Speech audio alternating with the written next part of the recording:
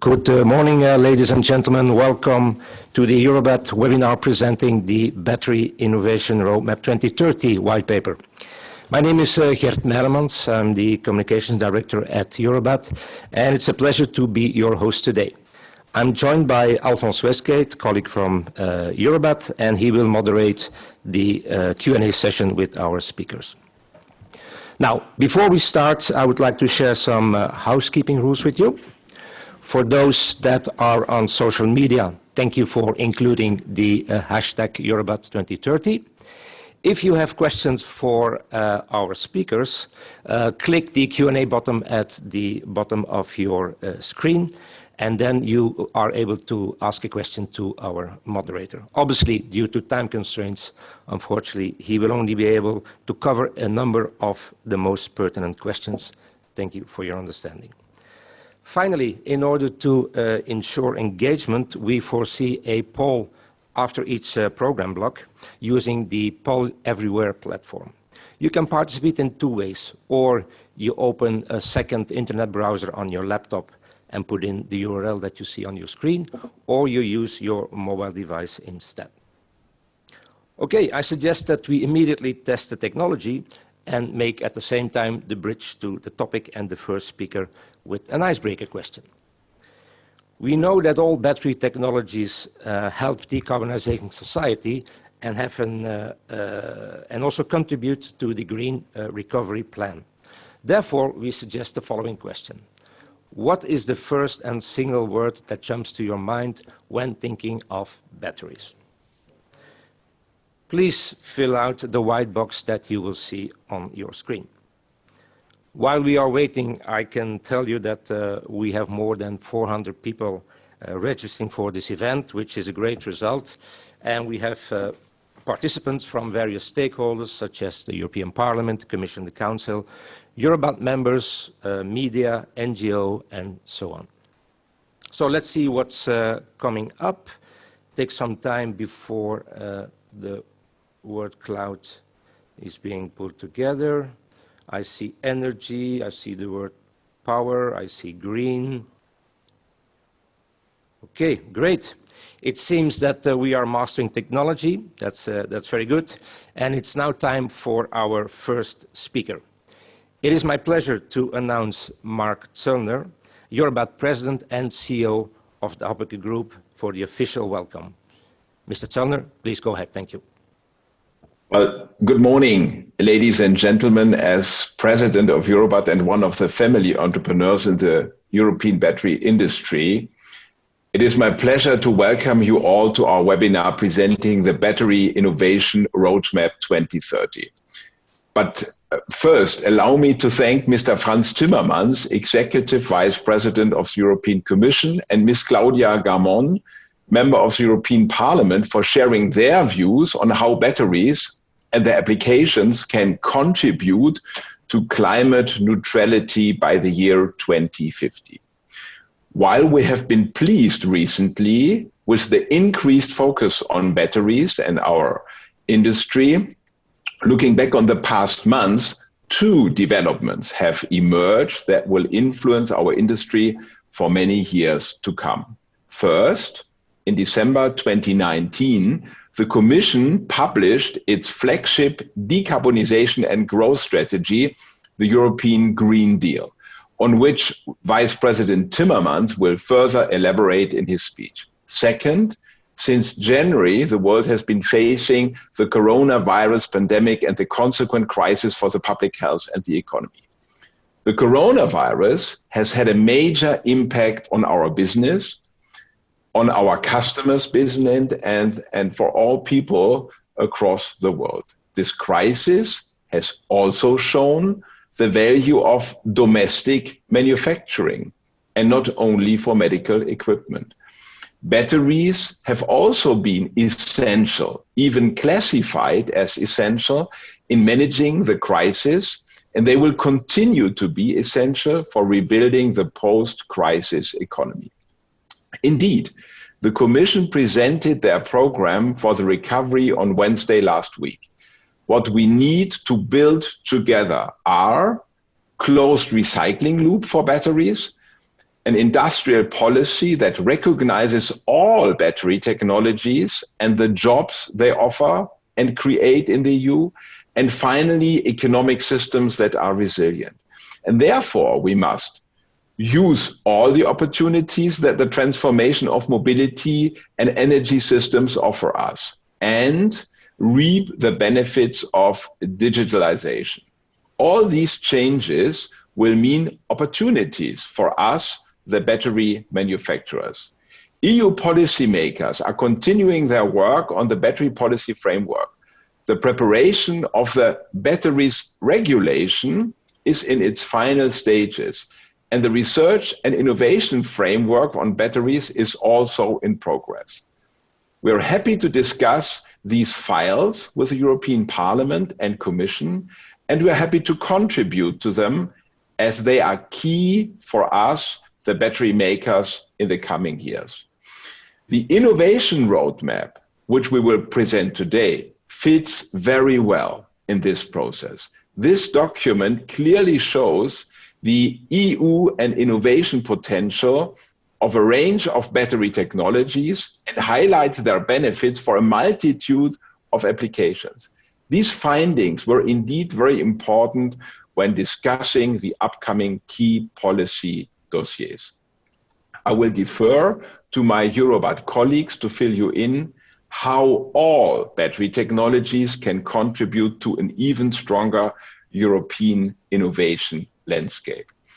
I would like to thank the audience for their interest and for joining in today, and wish you an interesting and entertaining webinar.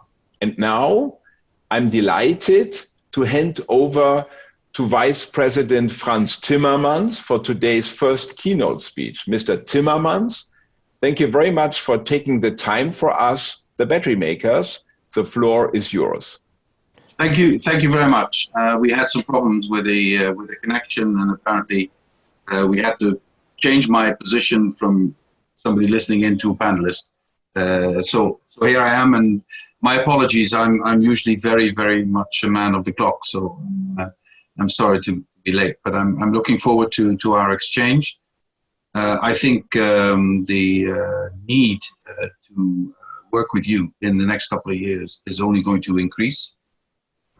As part of our plans to increase Europe's resilience and to transform our economy to a sustainable economy, batteries play a crucial role. And we need to make sure that through our battery lines and through other measures, we speed up our capacity to create innovative battery technologies and to improve existing technologies, so that we have enough storage capacity for renewable energy, but also that we have enough capacity to build up a fleet of electric mobility across the European Union. So I couldn't overemphasize the importance of what you're doing and what we should be doing jointly. We will have to look at ways to innovate what we're doing. We'll have to look at ways to decrease our dependency on ever rarer materials, and that will need a lot of technological innovation. But I'm very much looking forward to sharing these thoughts with you. We only get one chance to use the maximum investment capacity of the European Union to get out of this crisis, and at the same time improve our resilience in the 21st century economy and not return to the 20th century. So it could not be more urgent, and let me underscore, your contribution to that is crucial because much of what we will be doing will need battery capacity of all different sorts. Thank you. Thank you, Executive Vice President. My name is Alfons Westgeest, moderator, and I gave some introduction to EUROBAT while we were connecting with you. Clearly, the Green Deal and the Green Recovery that the Commission, but also the Member States, are aiming at and are hopefully pushing forward with you and Ursula von der Leyen, How do you see the role of batteries concretely? Maybe you have a personal example, and we're talking here about, of course, large batteries, motive, power, energy storage batteries.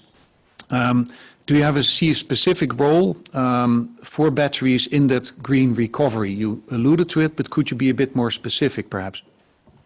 Well, first of all, I believe that if we want to really achieve our goals of climate neutrality by 2050 and want to reduce greenhouse gas emissions substantially year on year, which is what we need to do, we need to speed up our transition to electric mobility. I think the contribution the day before yesterday by the German coalition, where they decided to stimulate purchase of electric vehicles, is a good example of what we need to do. And for all of this, we need batteries. And my worry is that, frankly, we have been neglecting the development of new battery technologies as Europeans and leaving this all to Asia.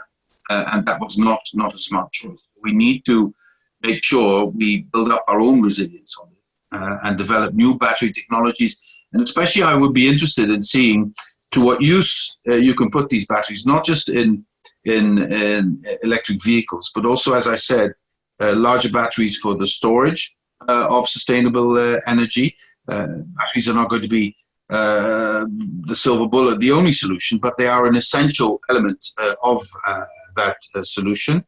I also believe that if you look at our inner cities that are going to be suffering more and more, the need to switch to emission-free mobility in public transport and other forms of transport is going to increase hugely. You see the way now, also under the influence of the COVID crisis, other forms of mobility are really rapidly gaining popularity, and I'm talking about electric bicycles, for instance. Also here, you will need to develop the battery technology to make batteries more sustainable, lighter, and less dependent on rare earths or on components that are that the world will be fighting over in the next decades. Thank you for that motivating answer, because as mentioned, some of the materials that we need as resource, metals in particular, we need a high recycling rate. And in fact, the existing technologies, which include the starter batteries, the lead batteries, that have been with us for quite some time and where Europe has been quite innovating, are fully recycled. So when you look at resources, do you also believe that besides the recycling, we should also have raw materials and recycled materials seeing as a driver for innovation, so that it's not only the manufacturing but also the closed loop of materials that Europe should be spearheading here? Well, that's very much part of the second circular economy package we have developed. It is clear that resources will be finite. It is also clear that we need to do better at recycling them. It also, we have to develop this hierarchy of treating products and waste. The best way to do it is reuse. If reuse isn't possible, then recycle, and if recycle isn't possible, then take it apart and recompose. And I think given the fact that in battery technology this is going to be a crucial element of success, I think quickly developing closed loop circular economy in this sector is going to be one of our priorities, because if we can do it here, it will also have sort of a knock-on effect in other areas where we will have to develop a circular economy.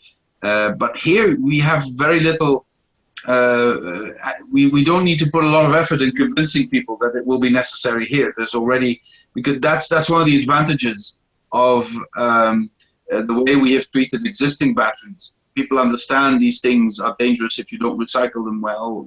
They are a threat to the environment and to our health. So we already have developed over the last decades a very clear thinking about recycling of the traditional batteries. And this will make it, I think, easier also to adopt the same logic in creating a circular economy for innovative battery technologies, combined with the need to be more careful with the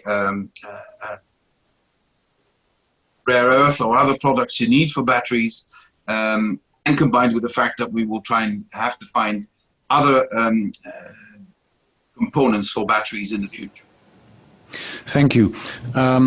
Before we move on to regulation and the like, maybe one question about the role of Europe in international standards organizations.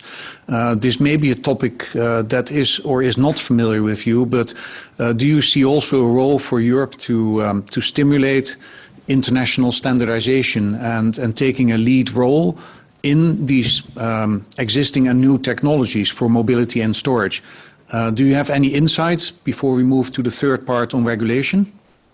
I think through our common history as Europeans, we've step by step learned that setting high standards is not a competitive disadvantage. I remember, since being active in these matters, which is since the late 1980s, every time Europe wants to, create higher standards, the critique is, especially of the status quo, the critique is, oh, you're going to put us in a competitive disadvantage.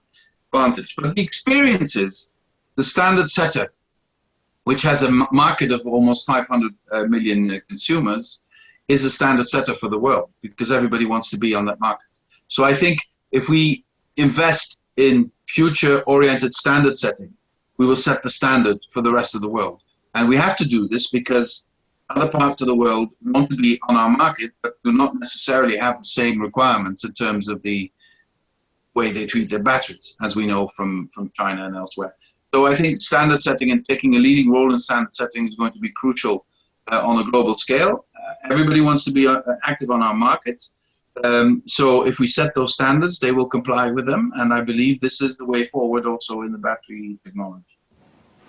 Thank you. And actually, that question came from the audience, so I would like to remind people they can put questions in the Q&A tool that is on your screen. Let me move to the third part. We covered the Green Deal, the Green Recovery, part of the innovation and leading in standards. But the third part I would like to ask your opinion on is actually the legislative framework. And in your previous role in the Commission, you were, among others, responsible for better regulation. What we've been facing as a battery industry is that we have quite a plethora of different regulations and legislation. We are good citizens. We want to contribute to a very safe and a closed loop environment. But we are facing different legislation, such as Batteries Directive, End-of-Life Vehicle, REACH, etc.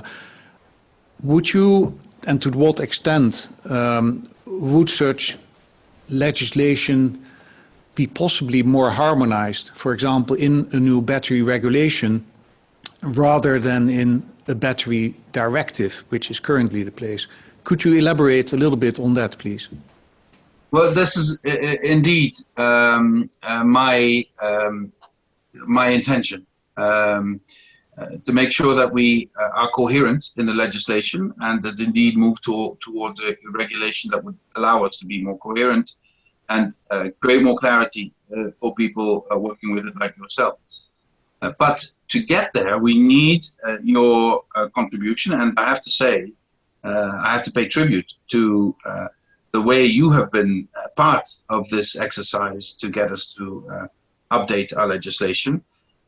Anything we will do, and this is a strong promise we've made across the board, anything we will do and propose will be impact assessed to the fullest with your full participation. So that would allow us to not just align the different legislations that apply in this area, but also make sure that what we develop is workable when it is applied. It could be a great idea, but if you can't work with it, it is self-defeating. And for that, we need you as practitioners help us get it right. And I will make sure that in the further development of this draft legislation, your contribution will be used to the full extent as it has been until now. And please continue to be part of this, because that's the only way we can get it right. Thank you, Executive Vice President. Maybe as a last plea to you is that we would like to continue to use all the technologies that are available to us. The new kids on the block, as we speak about innovation, but also the existing technologies which keep innovating, ranging from lead to lithium to nickel and sodium batteries. Now, we are not going to ask you to comment on each of those, but we would like you to support us in keeping all those technologies innovative. So please, make sure that that continuation is happening while we keep innovating. Any closing words, Executive Vice President? Yeah. Well, on this, of course, we are across the board, not just in battery technologies. We've said clearly that we are, technology agnostics. What works for the environment will get our support. But we also have to be honest when looking at batteries and assess which technologies have reached a maturity that will not allow more innovation, and we shouldn't be throwing money at that. But that's something we will do in a cooperative spirit with you. Of course, the more promising future technologies that need to be developed need strong support. Again, we have no preference as long as it gets us where we need to be. But we, of course, are more reluctant when a technology seems to be sort of mature or it doesn't seem to have a lot of potential for further development. And on top of that, has a huge negative impact on environment. So we are agnostic, but we're not stupid. We do look at things that have a future rather than things that have a great past. Thank you, and we certainly have your attention. We are here with a very large audience of 300-400 participants from the industry, from the Commission, from national member states, and of course later we have Claudia Gamon from the European Parliament. So we definitely thank you for your strong commitment for collaboration, and yes, we hear you. All the technologies, also the existing, should innovate, otherwise there's no future. But we can assure you that we look and we move shortly to the innovation roadmap, that we will work with you and the directorates under your very large responsibility. So we would like to thank you very much for your time today, and apologies that some of the connection didn't work immediately, but we're very glad to have had your time here with us, and wish you all the best with the Green Deal and the Green Recovery. So thank you very much, Executive Vice President, en dank u wel ook in het Nederlands. Dank u wel. Thank you so much for having me, and please accept my sincere apologies for being late. I hate being late, so I'm very sorry for that. I'll make sure it won't happen again. Thank you very much, and good luck. We look forward to seeing you again. Thank you. Thank you very much. Great, thanks a lot. Let's now move to today's first poll, which you see on the screen here.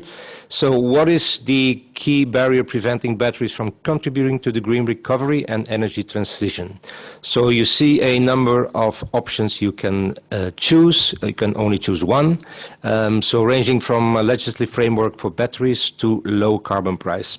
So please go back to your tool, your PolyV tool, and pick your choice. So I see that the entries are coming in. Seems that low carbon price seems to be slightly ahead, now being overtaken again by a legislative framework. So while the poll keeps running in the background, and afterwards at the end of the webinar also, Alfons will take into consideration those results in his keynote remarks and summary.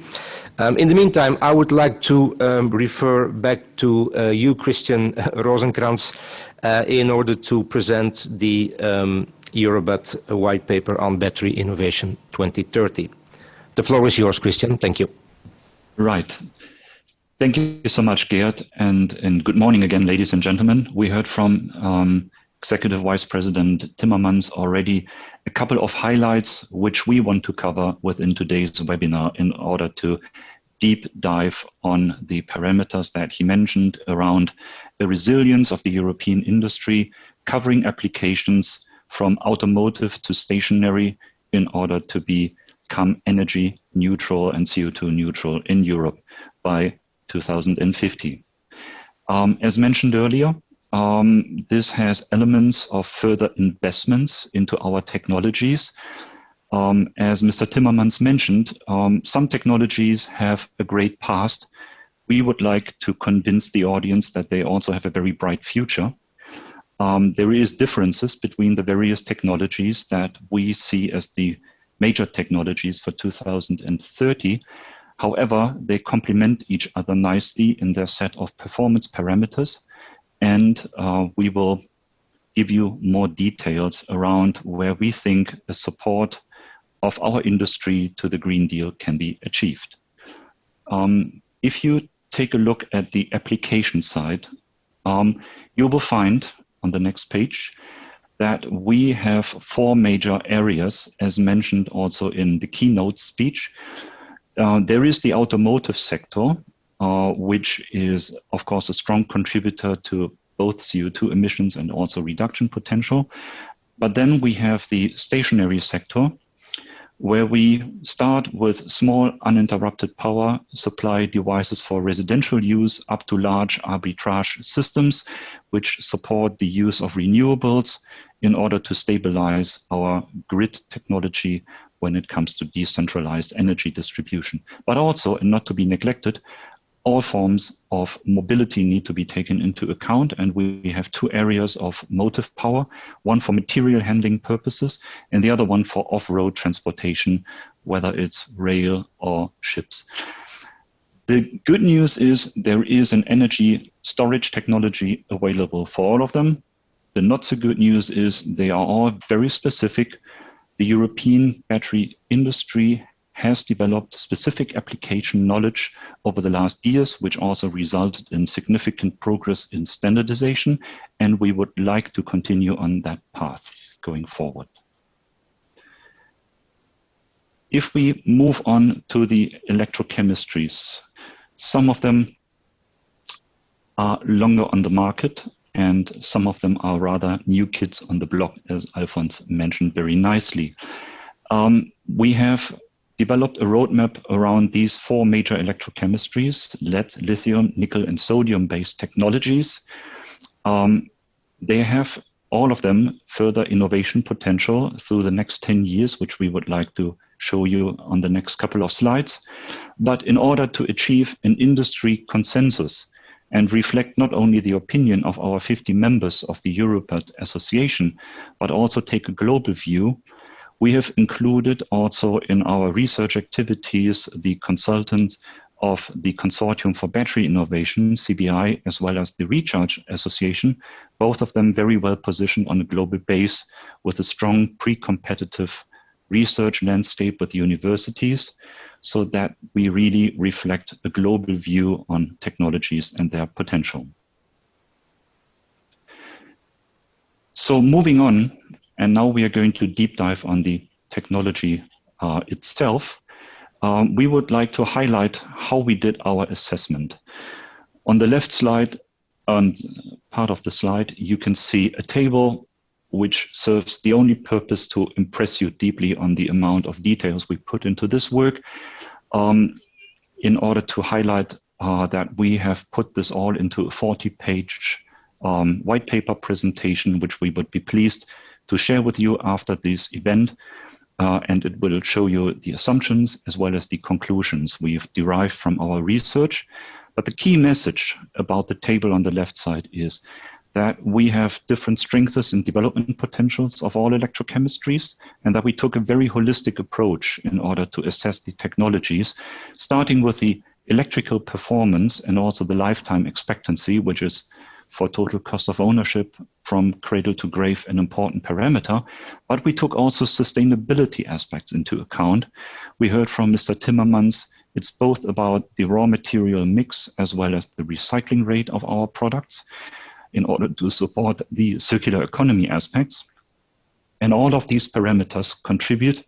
We need a balanced approach of all electrochemistries in the entire life cycle, as well as the CO2 savings potential for each individual application. A side note, which is also important to us as an industry, is that these parameters of the very holistic approach match very nicely with the parameters which also drive presently the new battery regulation as part of the European Green Deal. And it is our contribution as EUROBAT to the battery regulation, which we welcome very much as one coherent framework in order to do the regulatory side of our business. Moving on to the technologies itself, you can see on the upper left side the spider chart for the performance parameters of lead batteries with the present dotted line performance and the outlook in solid line for 2030. As mentioned earlier, it is a 100-year-old technology, but there is a lot of life left in lead because we have a very established closed-loop recycling circle, as well as that we do have a very affordable and at the same time very reliable technology, which we see is going to also be around for a while in future applications. We see development potentials in rechargeability. To mention dynamic charge acceptance in an automotive application is one of the key focus areas in order to utilize in a vehicle application the amount of charge that can be used from the drive cycle. It's worth mentioning, even though that technology is around for a while, that we've been able to convince in other countries like the United States, the Department of Energy, to put lead batteries in pre-competitive funding of research back to the agenda.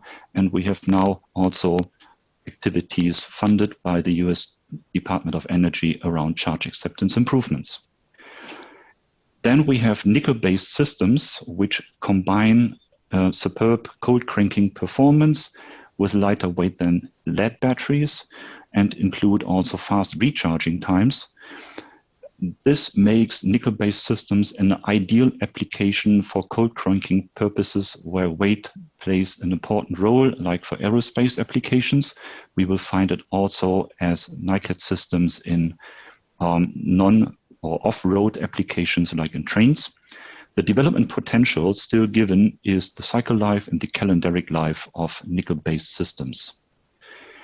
Moving on to the new kid on the block, lithium ion, it's very visible from the spider chart that lithium technology, which is around for a bit more of 10 years, has demonstrated already an almost double-digit growth in specific performance parameters and will show the largest development potential for the next 10 years, which justifies, of course, a majority of Horizon Europe funded research around the future development of this technology compared to the longer established technologies of lead and nickel systems.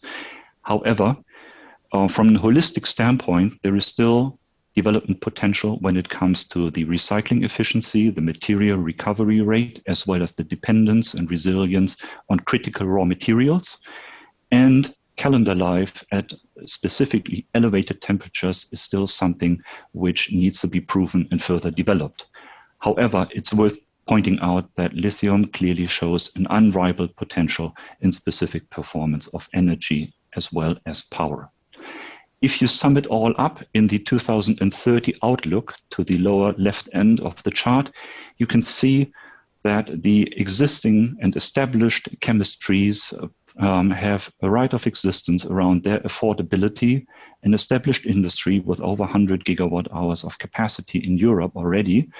They are proven, they are reliable, they provide a high level of intrinsic safety, and they are very much handled and contained in regard of circular economy aspects.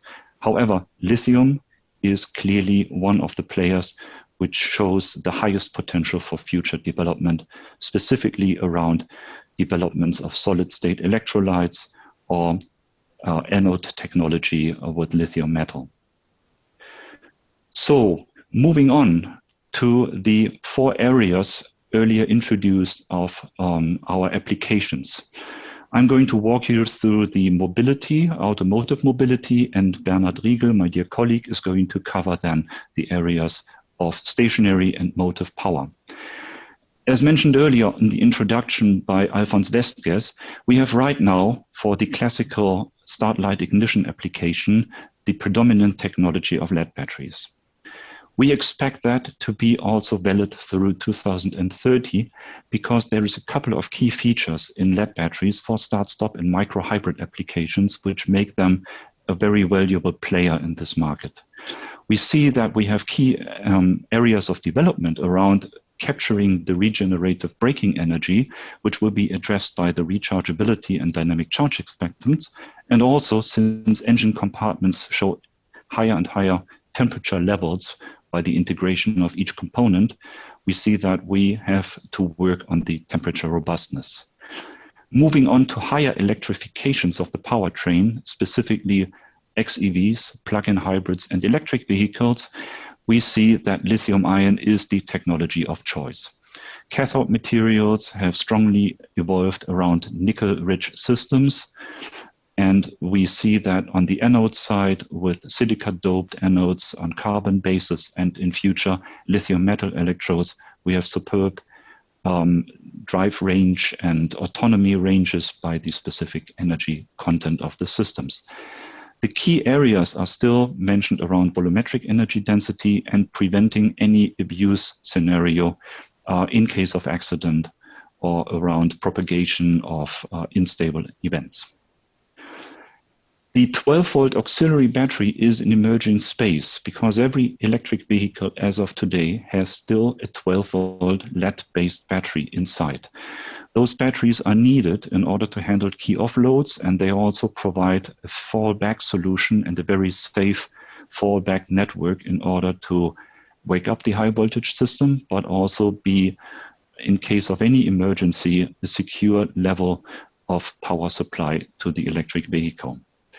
These technologies right now are used in lead acid technology, and they're going to be also on lead-based technology in the future to the next 10 years. We expect only lithium and small percentages to penetrate that market.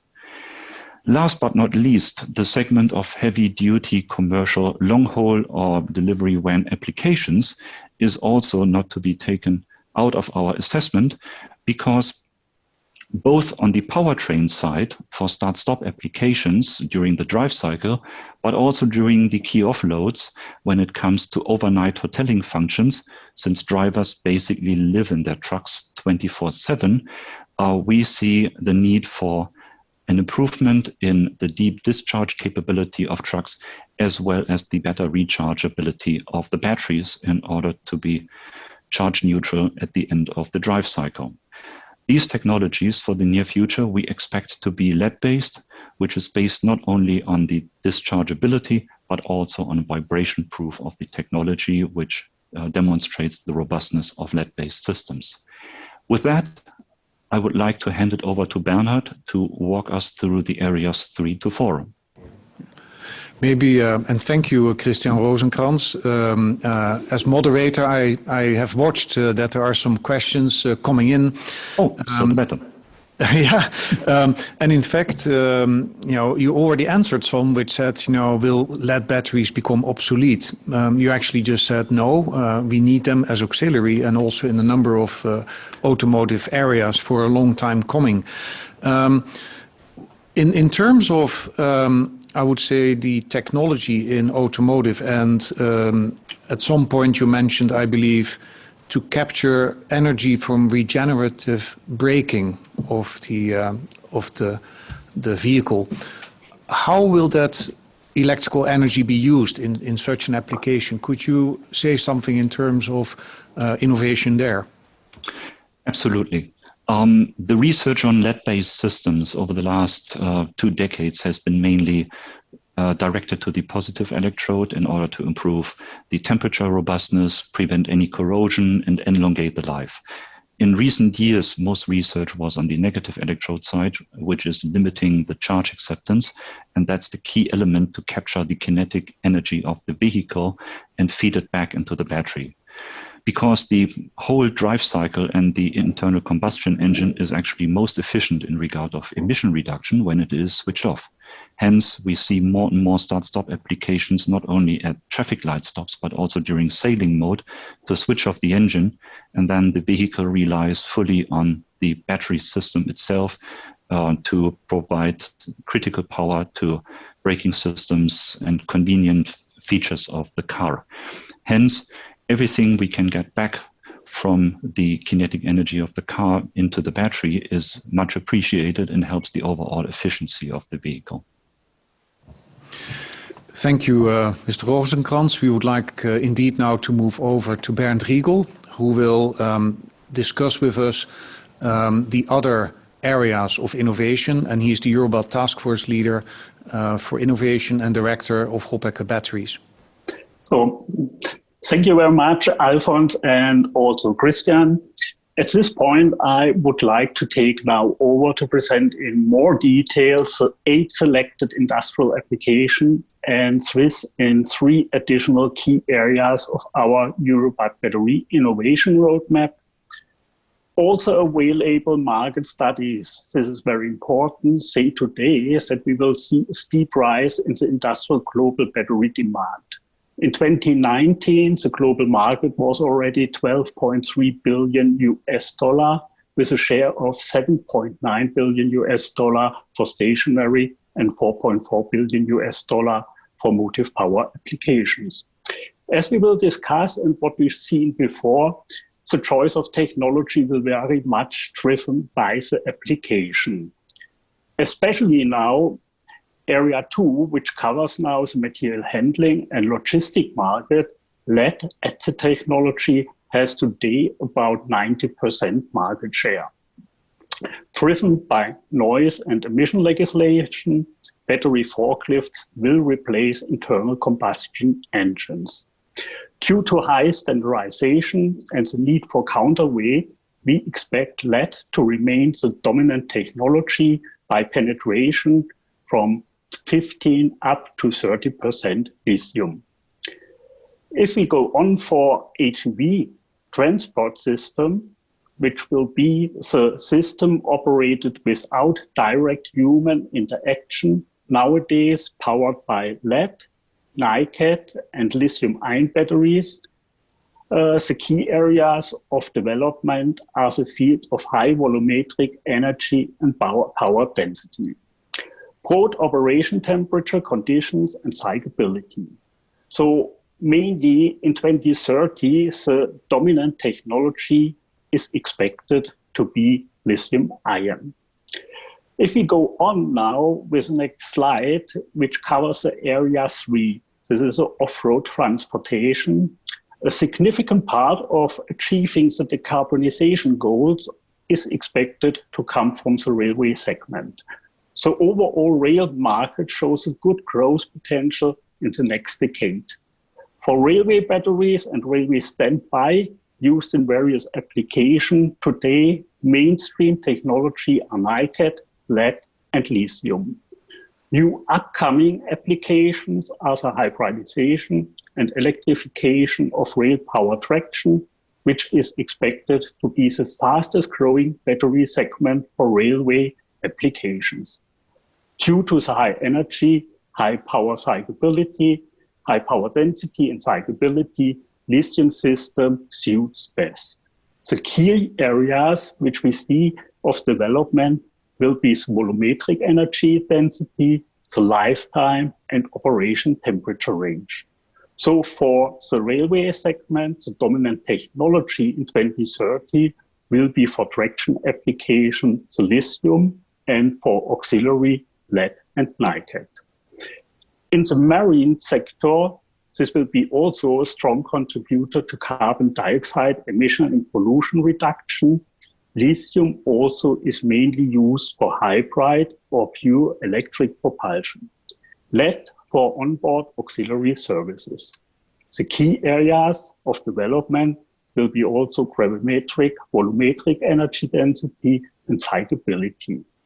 The dominant technology in 2030 will be the lithium-ion technology for traction and for auxiliary the lead-acid technology. Coming now to the stationary energy storage batteries, the telecom and industry markets are the main playing fields within stationary, with biggest volumes and above average growth in Europe. The UPS is used in data centers and commercial industrial health facilities, security, emergency lighting. For uninterrupted power supply, LED is a dominant technology, providing instant power if the main power source fails. UPS is an existing market with new requirements where lithium will have a share about 7 to 18% in 2030. The key areas of development we identified are the power density, the charge acceptance, high temperature float life, and fast rechargeability. But still, the dominant technology in 2030 is expected to remain lead-acid. For telecommunication, the largest income stream for lead battery, the market drivers are the technical enhancement of 4G, 5G, and better telecom infrastructure. The 5G mobile network is crucial for the rollout of connected and automated driving in the years to come. Telecom batteries are cells or blocks supplying power if the main power source is unavailable or insufficient. The key areas of development are the energy and power density, the energy throughput, the charge acceptance, and also the high temperature operation. In the next stationary market, which is very important for us for the introduction of the renewables, the two additional applications in the stationary area that play a major role in the integration of renewables are the storage systems behind the meter and the utility grid scale energy storage. So renewable energy storage batteries behind the meter, they supply load when electricity costs are high or renewable power output is low. The main drivers for these applications are the increase of self-consumption and need for power continuity. Both lead and lithium compete in this market, each with their own features. Key area of development is the design life, the cyclability. The dominant technology is in 2030 expected to be lithium. For the larger systems, the large utility grid scale energy storage, ESS batteries, they provide grid stability in multiple ways, store energy quickly, or feed in for grid consumption and supply energy to an island power. Depending on the requirements and grid functionality, nearly all batteries technology could be used. Key areas of development are mainly the cycle life, the partial state of charge cycling, the power density, high power discharge capability, and round trip efficiency. The key for these three discussed areas of industrial application, that being said, all of this battery technology have a key role to play and are very much needed if we are going to meet the European strict decarbonisation targets. The choice of technology will be very much driven by the application, what I have shown you now in the industrial area. So, thank you. Thank you, Mr. Riegel, for this comprehensive overview of all the different technologies and applications. From all the questions I'm receiving, I would like to ask one about securing telecoms infrastructure. What do you see the impact of 5G or maybe 6G, if we look really to 2030, having an impact on the further requirements for the future battery innovation? That's true. If I look closer at the 5G, which is already in the introduction and implementation, the current studies show that the present backup power of about 65% installation cannot meet the backup power requirements for the 5G implementation. The power consumption of one band 5G equipment is 300 to 350% of the current 4G with the same configuration. Means directly is that we have to improve our batteries concerning efficiency and also energy density. So what we see is also for the 5G networks, the number of stations is expected to increase 2 to 3 times of the present value of 4G. This means also a direct correlation in the demand of reliable batteries and for backup power. So the peak power consumption will increase significantly. And also that the battery has to show high power performance, which is needed. In some cases, also we have to discuss footprint for the energy storage system, environmental condition, for example, high temperature, and the energy efficiency, what I already mentioned. For sure, also maintenance costs, this will become more and more important. Thank you, Mr. Riegel. And while we transition for some concluding remarks now to Christian Rosenkranz, there were some questions that he probably can answer as part of his conclusions. There are different technologies anticipated. What is a potential market share, and will lead batteries sustain actually in the competition against lithium batteries and so on. So I would like to give the floor back to Christian Rosenkranz for some concluding remarks on the innovation roadmap 2030. Christian? All right, thanks, Alfons. That's actually a very good question on how lead and also the other established technologies are going to play in the future mix. What we try to convey as messages is that we see a healthy competition between the electrochemistries, but we see that they are highly complementary. Some of the established chemistries work very nicely with the new chemistries because each of them have development potential, but also they have strengths and development potentials which fit very nicely into an overall mix. As mentioned earlier, we need all technologies at hand if they fulfill, holistically speaking, the requirements for sustainability, because we will see that by meeting the 2050 goals of decarbonization, it doesn't make any sense to discount established electrochemistries, since the overall gigawatt hours we need in Europe will justify the development into all chemistries, application specific, in order to meet a very specific use profile. Furthermore, we support the European Green Deal by developing our chemistries further. As mentioned earlier, we also strongly vote for supporting these chemistries on the roadmap of the European Commission in order to support the overall goals of 2030 and 2050 for decarbonization. And we wanted to show you that all the 4 chemistries, which right now are in our portfolio, will play a role in the future, with also additional investments needed in order to build up additional capacity, because we look for 3 times today's volume in 2030 to meet the demand. We believe, as the European battery industry, that we have a competitive advantage. Mr. Timmermans was rightfully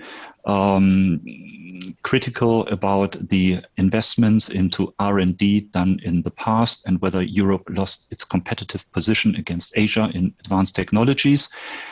I think partially we can at least dispute this statement, since we have developed over the last 20 years specific application knowledge and also technologies which contribute also today already in decarbonizing Europe.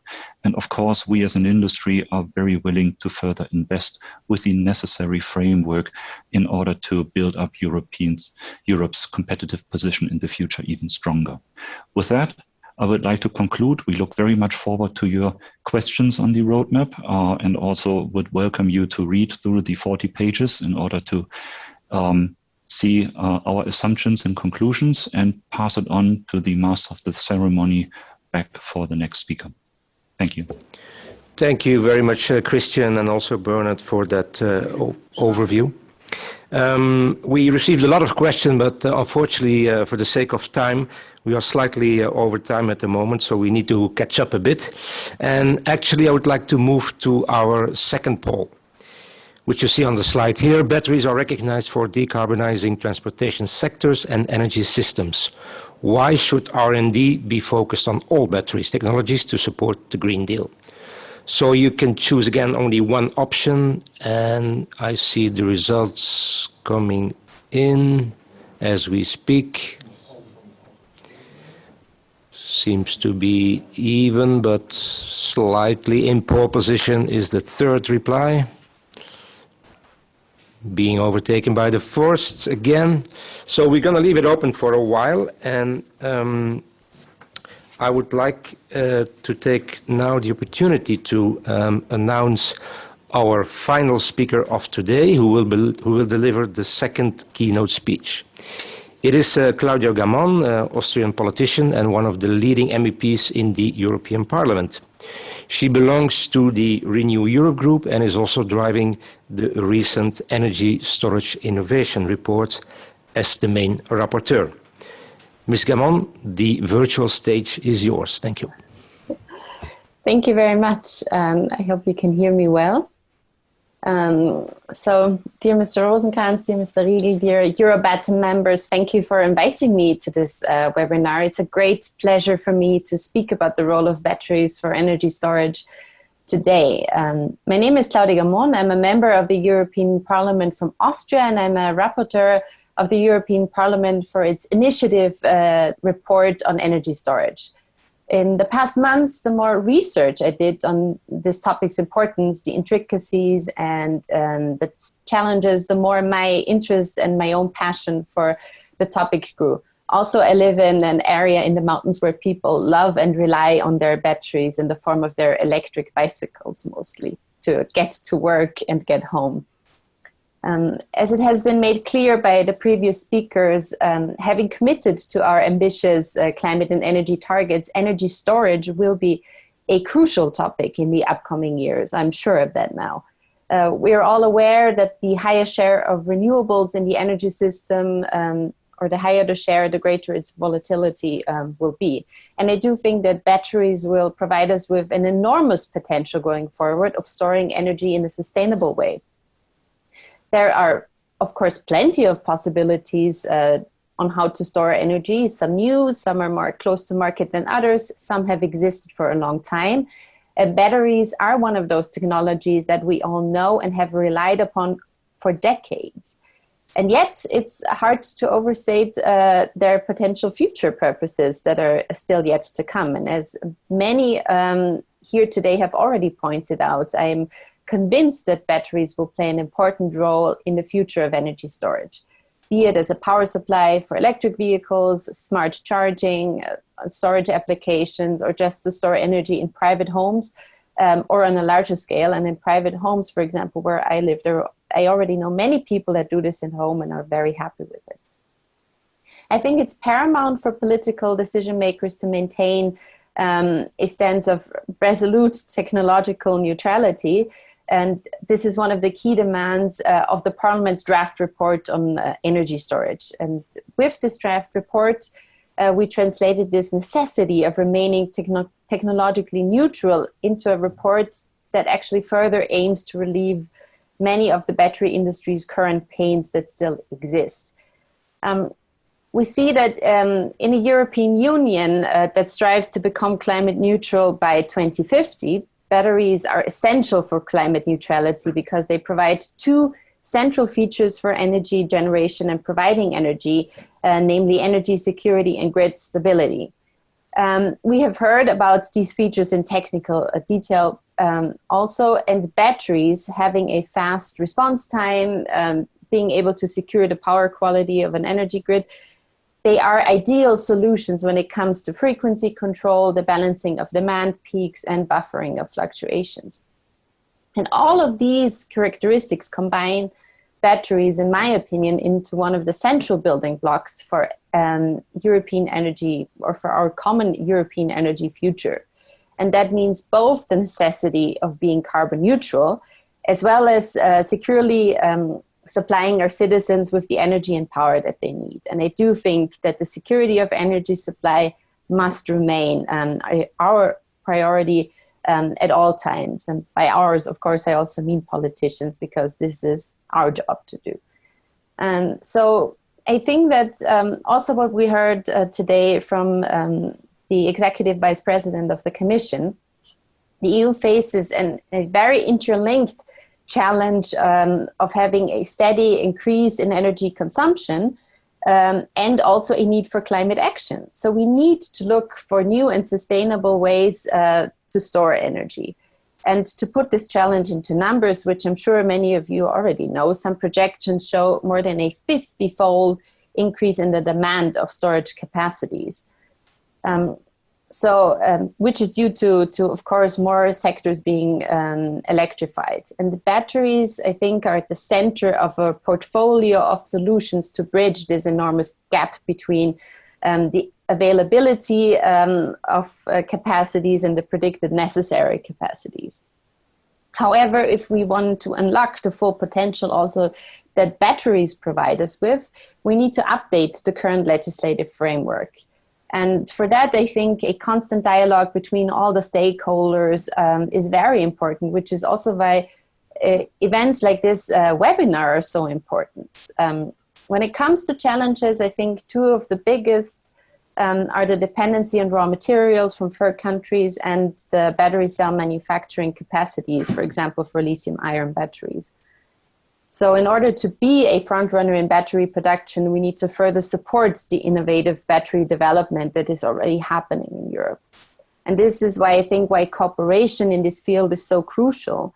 And I do believe that the battery industry here is a very positive example of how this happens in Europe in the field of energy. The initiatives and joint projects between stakeholders, legislators, and political decision makers have proven to be very effective in Europe, with the platforms such as the Battery Innovation Roadmap, the Consortium for Battery Innovation, the European Battery Alliance, and so on. I think those are very, very positive examples that you don't see quite as often in other sectors. It is the Parliament's strong belief that these are great initiatives that should be strengthened and continuously supported on the way forward. And this is a central call, actually, in my draft report. By way of confronting these challenges through a constant exchange with industry representative, experts, lawmakers in different fields across the political spectrum, I would very much like to give you a quick overview of what we want to achieve for batteries in this report on energy storage. I would just point out a couple of key demands, but make it quick, obviously, to save on time, because I know that there is also a strict time guideline here today. And a central call throughout the industry that we have heard is the necessity of setting up a common regulatory approach for energy storage. And that is a key point in the draft report.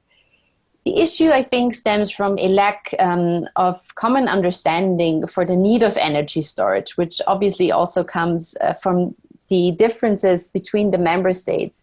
For example, in my home country, Austria, energy storage is not that much of a topic because we have the geological advantage of having mountains and pumped hydro storage. So the perspective is very different in other countries, I think. And this is something that we need, especially in the European Parliament, is our job to bring these perspectives together. The definition and legal framework for energy storage associated with batteries differs from member state to member state, which in turn leads to a plethora of practical hurdles for battery storage, I believe. And I think the inconsistency is most visible when it comes to double taxation and double tariffs, which is a common problem, albeit a different problem in different member states. In the report, the Parliament welcomes the Commission's evaluation report on acknowledging the need for a revision of the Energy Taxation Directive, and does call for it to happen urgently, because I think it is also a matter of time. We will not be able to create a market for storage providers if taxes and charges for the grid usage are levied twice, both for charging and discharging to the grid. It's pretty obvious that it makes it unattractive for providers to enter the market, not just for batteries, but for storage in general, of course. This stifles investment and innovation. And while I'm well aware that the question of double charging grid fees is not uncontroversial, as we cannot positively or negatively discriminate certain operators. But I think we need to tackle this challenge. So I believe that the issue of double charging will need to be solved one way or the other. This is a necessary step forward, in my opinion. And a second important point, and I think this has also become obvious in the current crisis, is that we have a political and economic responsibility to increase the battery manufacturing capacities within Europe. Of course, as with many points that I'm making here, I'm pointing out the obvious to a group of experts. But we in the Parliament want to make this also clear to our constituents and to the general public that this needs to change.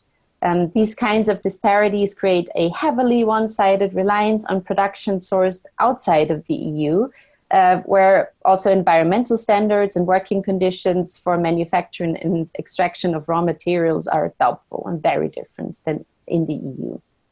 So it is also, right now we see this very intensively, a point of economic and societal resilience for the European Union to have certain production capacities and value chains within Europe, apart from all the other arguments for that. The Parliament believes that in order to achieve this goal, collection and recycling of lithium-ion batteries, for example, will play a big role to build these value chains in the EU. I know that we're not talking about large numbers here, but for example, we have heard from many representatives that there are studies that show that people stockpile their appliances, old phones, for example. EV batteries are classified as waste under the current regulatory framework. So those are all things that do not make a lot of sense to me.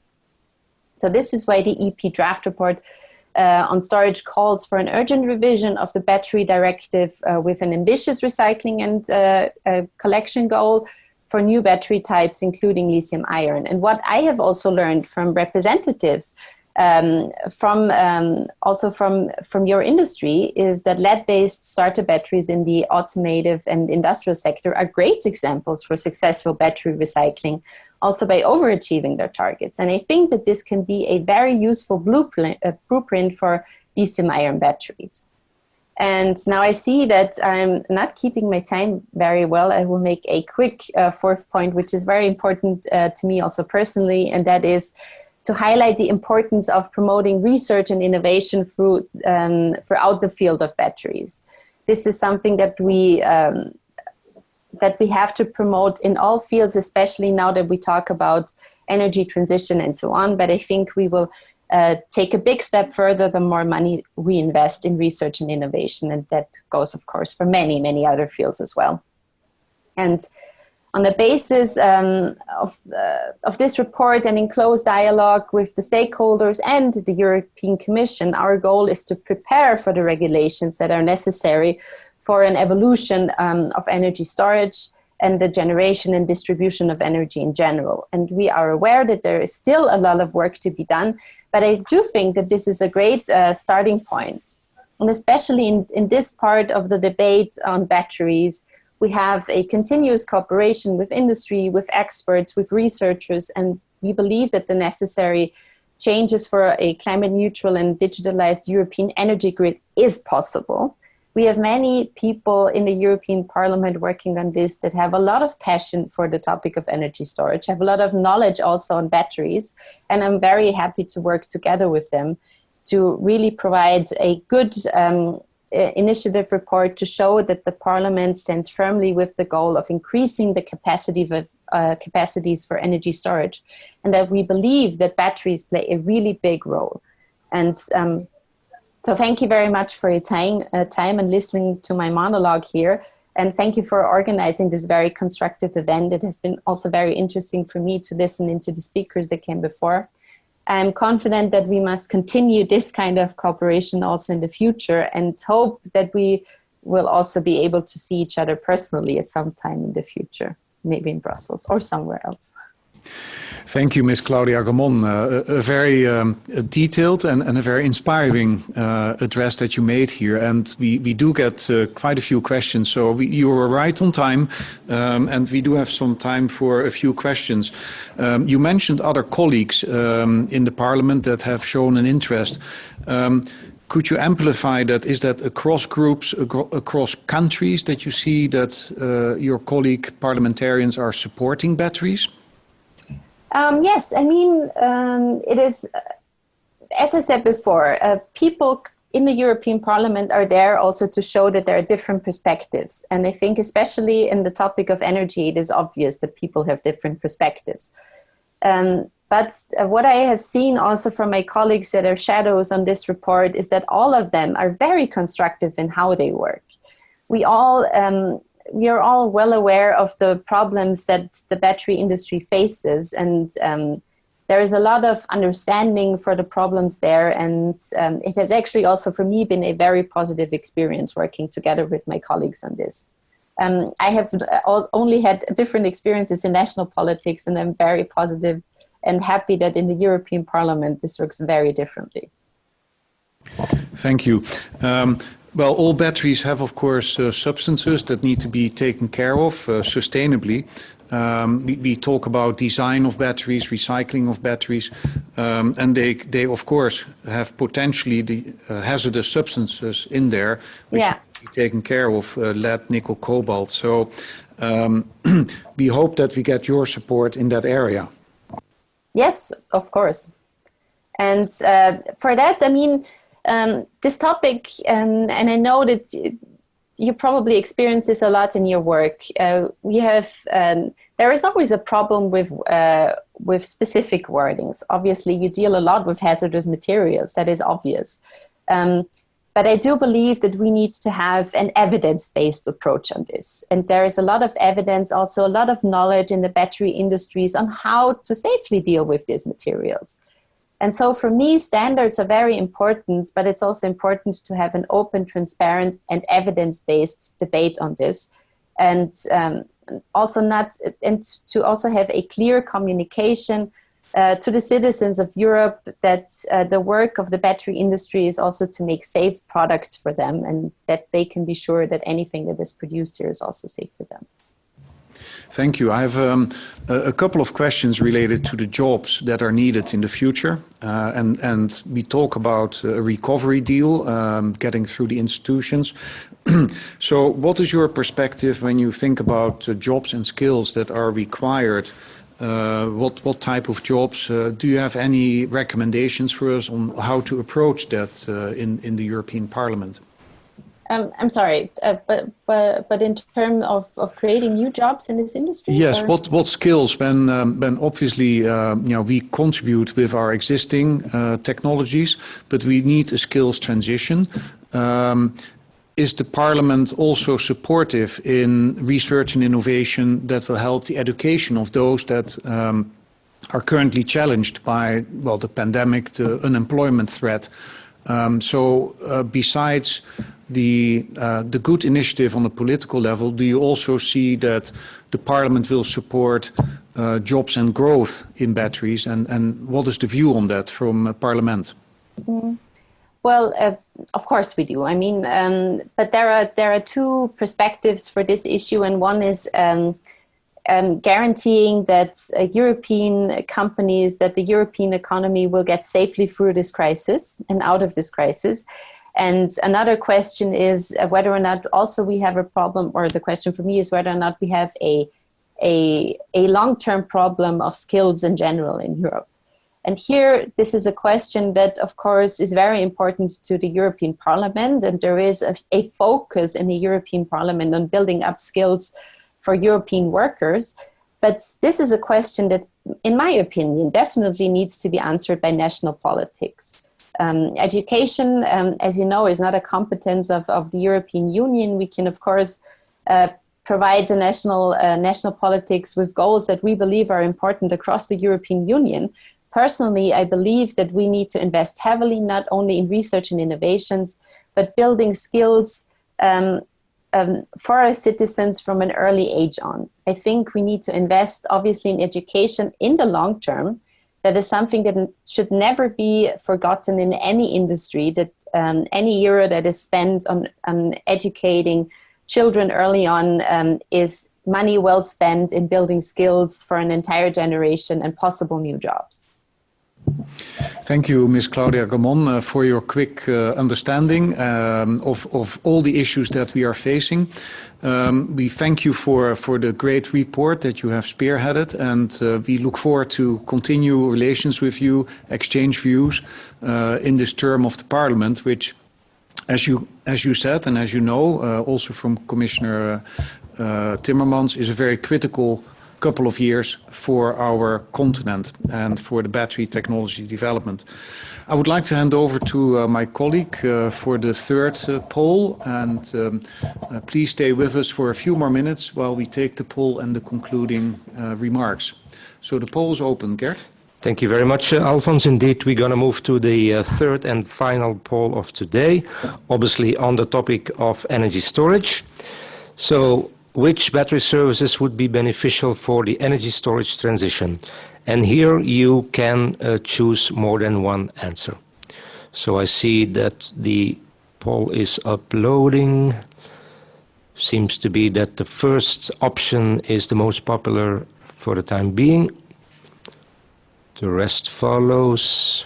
Fast charging infrastructure seems to catch up. Okay, while we keep the poll open, I would like to actually refer back to Alfons, who will provide us a kind of overview and a summary of the key takeaways of today. Thank you, Alfons. Thank you, Gert. And maybe I can start, as this poll number 3 is still visible, that there is a clear interest in energy storage, in the grid scale, as well as in the fast charging infrastructure for mobility. And then the third one, which is quite important for current technologies like lead batteries, the grid security and stability when renewable energy has to be supported. But let me go back also to where you may not have seen, and I can summarize poll number 1, where we had a very close run, but eventually what seems to be most important is to develop a legislative framework that is coherent. The second one was that, well, our battery is challenged by a lack of innovation. And the third challenge was actually the low carbon price and how can batteries compete to low carbon initiatives. In the second poll, interestingly, there was a clear winner, is that development of high performance, cost efficient and effective, as well as sustainable batteries was really the biggest demand in terms of research and innovation. So with those 3 polls, we took polls from you as an audience, and I would like to thank the audience first, because in these times of webinars, we know that this is a valuable time, and with a large audience that we've had today, I'm really thankful for your participation.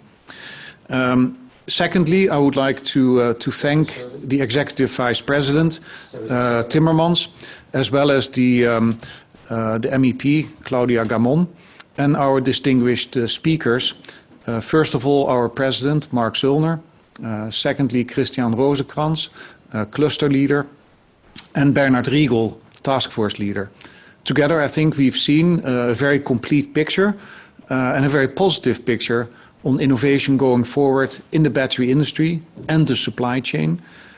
We have spoken a lot about applications, and I've seen some comments about, yes, we have forgotten even some applications. There's hundreds of them. But I hope that actually our roadmap gives you a fairly comprehensive and, I would say, digestible format of where the battery industry is in the future, 5 to 10 years.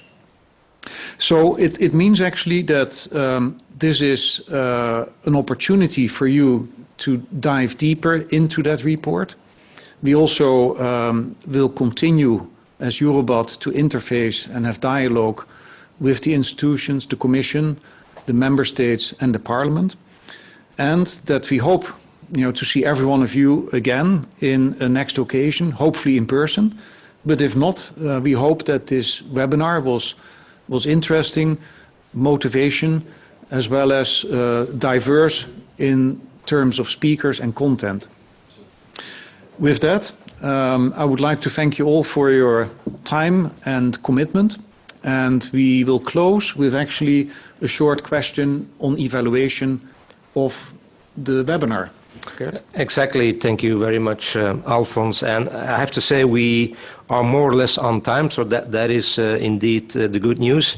I hope you found today's discussion interesting and entertaining. We will follow up next Monday with an email which will include a link to the EUROBAT website from where you can download the Battery Innovation Roadmap 2030 white paper. So indeed, before you go, and I see that people already in process of evaluating the event by clicking on the relevant stars. Also from my side, hope to see you at a future occasion, in real life or virtually as today.